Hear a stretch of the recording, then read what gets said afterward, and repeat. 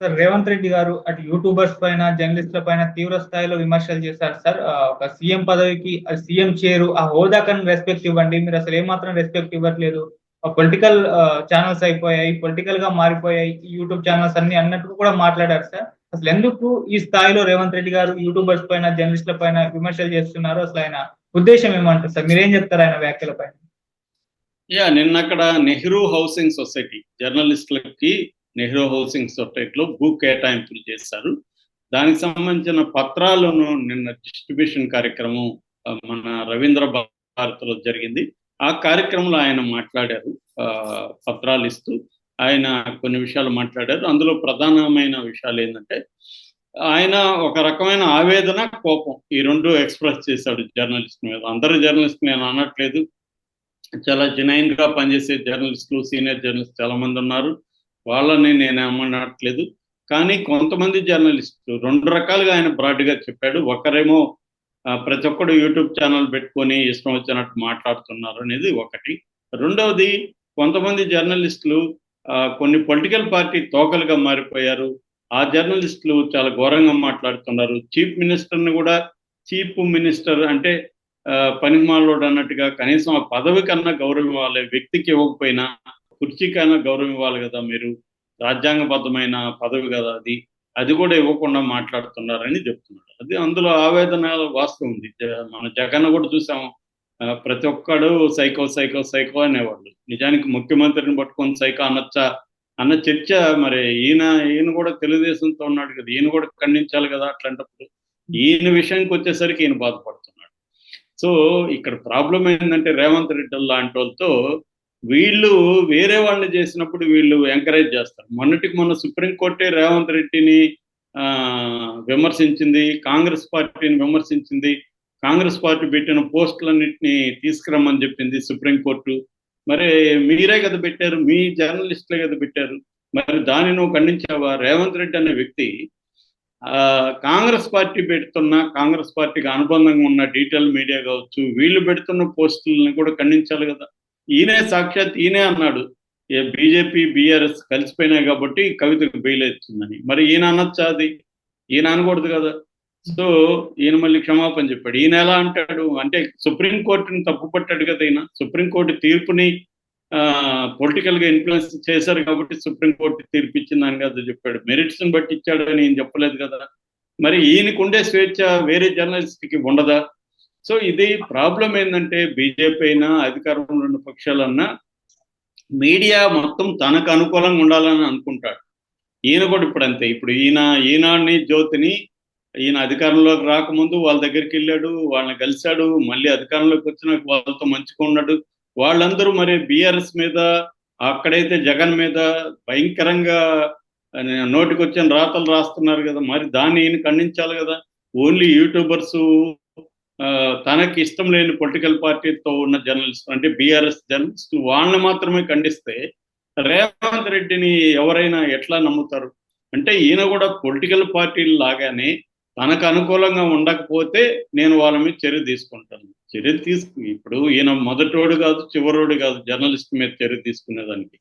తీసుకుంటారు, ఏమవుతుంది? ఈయన కూడా గతంలో ఈయన మీద కూడా చర్య తీసుకున్నారు కదా, ఈయన మాట్లాడాడని. సో అట్లాగే ఈయన అంటే తేడా ఏం లేదు. వీళ్ళు ఒకప్పుడు బాధితులు, ఆ తర్వాత అధికారంలోకి వచ్చినాక వీళ్ళు బాధించబడే వ్యక్తులుగా మారిపోతాడు. కరెక్ట్గా మనకి హరగోపాలు ఎన్నికల ముందు హరగోపాలు, తర్వాత కోదండరామరెడ్డి, ఆయన రామచంద్రమూర్తితో రేవంత్ రెడ్డి సమావేశమయ్యారు, ఇంటర్వ్యూ లాగా చేశారు. అప్పుడు హరగోపాల్ క్లియర్గా అన్నాడు, మీరు ఇప్పుడు డెమోక్రటిక్గా ఉంటారు, ఒక్కసారి మీరు అధికారంలోకి వచ్చినాక మీరు మాకు అసలు అపాయింట్మెంట్లు కూడా ఎవరు, మళ్ళీ మీరు మాలాంటి వాళ్ళ మీద కేసులు పెడతారు, మాలాంటి వాళ్ళని వేధిస్తారని చెప్పాడు. కరెక్ట్గా నేను అలా చేయించారు అన్నాడు ఈయన. కానీ ఇప్పుడు మన ఆ ఇంటర్వ్యూ చూసి నిన్న రేవంత్ రెడ్డి మాట్లాడింది పక్కన కానీ పెట్టుకొని చూస్తే సేమ్ హరగోపాల్ ఏం చెప్పాడో అదే రేవంత్ రెడ్డి చేస్తున్నాడు. అంటే ఈయనకి ఫ్రీడమ్ కావాలి, ఈయన నచ్చినట్టుగా మాట్లాడాలి, ఈయన విమర్శించాలి, తన మీడియాకి ఫ్రీడమ్ కావాలి, తన వైపు ఉన్న డీటెయిల్ మీడియాకి ఫ్రీడమ్ కావాలి, తనని విమర్శించేవాడికి ఫ్రీడమ్గా ఉండద్దు. అంటే ఎలాగా? సో ఇప్పుడు జగన్ని సైకోనో ఇంకోటనో, కేసీఆర్ని బండబూతులు తిడితేనో ఈయనకి హ్యాపీ, ఈయన ఎవరు అనకూడదు. మరి కేసీఆర్ కూడా అప్పుడు పదవిలో ఉన్నాడు కదా, రాజ్యాంగబద్ధ పదవులు, ఆయన చీఫ్ మినిస్టర్, ఆయన కుర్చీకి ఈయనేమన్నా విలువ ఇచ్చారా? కేసీఆర్ని కూడా బండబూతులు తిట్టాడు కదా రేవంత్ రెడ్డి. సో మరి నువ్వు తిట్టినప్పుడు కేసీఆర్కి అప్పుడు ఈ కుర్చీ గుర్తు రాలేదా? అప్పుడు ఆ పదవి ప్రాముఖ్యత గుర్తు రాలేదా? ఇవాళ మాత్రమే ఈయన సీఎంగా ఉన్నప్పుడే గుర్తొచ్చిందా? సో ఇది ఏంటంటే, ఒకటి మన విషయం చెప్పేటప్పుడు కన్విన్సింగ్ గా ఉండాలి. మనం మనకి ఇష్టం వచ్చి, నాకు పదవి ఉంది కాబట్టి నా ఇష్టం వచ్చిన మాట్లాడు, పదవి శాశ్వతం కాదు, అందులో కాంగ్రెస్లో అసలు శాశ్వతం కాదు. కాబట్టి మళ్ళీ ఉల్టా అవుతుంది, మళ్ళీ మారుతుంది. అప్పుడు మళ్ళీ ఈయనకి జర్నలిస్టులు అవసరం అవుతారు. సో ప్రతిపక్షంలో ఉన్నప్పుడు ఇలాగే మాట్లాడుంటే మనం ఇప్పుడు అర్థం చేసుకోవచ్చు. ప్రతిపక్షంలో ఉన్నప్పుడేమో మీడియా కావాలి, ఎందుకంటే అధికార పక్షానికి వ్యతిరేకంగా రాసే వాళ్ళందరూ ఈయనకి కావాలి. ఇప్పుడేమో అధికార పక్షాన్ని విమర్శించకూడదు, విమర్శిస్తారు, దాన్ని తట్టుకొని ముందుకెళ్ళాలి. రాజకీయ పార్టీ కాంగ్రెస్కి మీడియా లేదా? ఒక పక్క నేషనల్ వైడ్గా బీజేపీ మీడియా మీద చేసే దాడుల్ని, మీడియా కంట్రోల్ చేసే పద్ధతులనేమో కాంగ్రెస్ అక్కడ ఖండిస్తుంది. ఇక్కడికి వచ్చేసరికేమో అదే కాంగ్రెస్ మీడియాని నేను సహించను, మేము గమ్మున ఉండాలా, నేను సహించాలా అని చిన్న పెద్ద మీడియాని, అంటే ఇక్కడ చిన్న మీడియా మాత్రమే ఈయనకి వ్యతిరేకం ఉన్నట్టు భావిస్తున్నాడు. మరి పెద్ద మీడియా లేదా? ఇప్పుడు ఈనాడు, జ్యోతి ఒకవైపు లేవా? ఆ రెండు తెలుగుదేశం పత్రికలు కాదా? అవి పొలిటికల్ పార్టీ తరఫున పనిచేయట్లేదా? మరి వాళ్ళెందుకు ఈయన అన్నాడు? అవి కూడా కరెక్టేగా, అవి కూడా పొలిటికల్ పార్టీల వైపు ఉన్నాయి అని చెప్పాలి కదా ఆయన. అవి చెప్పడం ఎందుకు? అసలు పొలిటికల్ పార్టీల వైపు లేని పెద్ద మీడియాలు ఏమున్నాయి దేశంలో? పొలిటికల్ పార్టీ వైపు లేని పెద్ద మీడియా సంస్థలు ఏవీ లేవు. ఏదో చిన్న చిన్న మీడియా సంస్థలే ఇండిపెండెంట్గా ఇప్పటికి కూడా పనిచేస్తున్నాయి.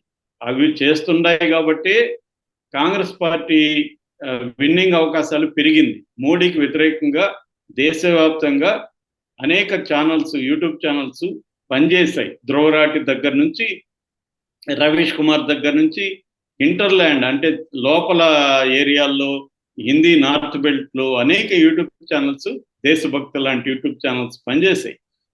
ఈవెన్ ఎకనామిక్స్ లాంటి వెస్టర్న్ పత్రికలు కూడా ఇండియన్ ఎలక్షన్లో యూట్యూబ్ ఛానల్స్ పాత్ర చాలా ఉంది, మోడీకి సీట్లు తగ్గడంలో అని వాళ్ళు అనలైజ్ చేసి రాశారు. సో దేశవ్యాప్తంగా అలా ఉన్నప్పుడు రేవంత్ రెడ్డి తనకి ఇబ్బందిగా ఉంది కాబట్టి నేను జర్నలిస్టుల మీద చర్యలు తీసుకుంటాను అని కొంతమంది జర్నలిస్టులకు అనుకూలంగా ఆయన మాట్లాడుతూ వాళ్ళని ఈ జర్నలిస్టులకు వ్యతిరేకంగా, అంటే ఎవరైతే ఇండిపెండెంట్గా ఉన్నారో ఆ జర్నలిస్టులకు వ్యతిరేకంగా ఈ పాతుకుపోయిన జర్నలిస్టులను మాత్రం ఈయన పొగడం అనేది కరెక్ట్ కాదు. నిజానికి ఎవరు బలహీనంగా ఉండి ఇండిపెండెంట్ వాయిస్, ఎవరు తప్పు చేసినా మాట్లాడితే, ఇప్పుడు ఈయన 6 గ్యారెంటీలు తెచ్చాడు, అవి అమలు కావట్లేదు, అవి అమలు కావలేదని మాట్లాడడం తప్పే ఉంది జర్నలిస్టులు. సో ఇక్కడ ప్రాబ్లం చర్చిస్తే అందరి వైపు నుంచి చర్చించాలి. మా వైపు కూడా తప్పులు ఉన్నాయి, మా జర్నలిస్టులు కూడా తప్పులు చేస్తున్నారు అనేది కూడా మాట్లాడగలగాలి ఆయన. అట్లా కాకుండా ఆయన ఒకవైపే మాట్లాడుతున్నాడు. నిజానికి ఇవాళ ఇండిపెండెంట్ జర్నలిస్టులు చాలా చాలా తక్కువ ఉన్నారు. ప్రతి పెద్ద మీడియా హౌస్ ఏదో ఒక పొలిటికల్ పార్టీకి కొమ్ము కాస్తుంది, ఆ పొలిటికల్ పార్టీ వాళ్ళకి డబ్బులు ఇస్తుంది, వాళ్ళకి ప్రాజెక్టులు ఇస్తుంది, అన్నీ చేస్తుంది. కాబట్టి పెద్ద వాటి గురించి మాట్లాడాలి. అదేదో అంటారు కదా, గొంగట్లో అన్నం తింటూ ఎంట్రుకలు వచ్చినాయని, అట్లాగా అయిపోయింది ఇవాళ.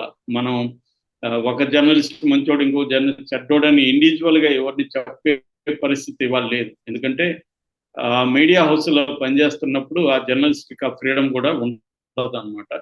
సో రేవంత్ రెడ్డి ఇలా చెప్పడం వల్ల ఎవరు కూడా కన్విన్స్ కావాలి. ఎందుకంటే అందరికీ తెలుసు, వీళ్ళకి ప్రత్యర్థులుగా ఉన్నప్పుడు మాత్రం వాళ్ళ స్వేచ్ఛ ఉండకూడదు అనే ధోరణి రేవంత్ రెడ్డి మాటల్లో కనబడుతుంది. Okay sir, thank you so much.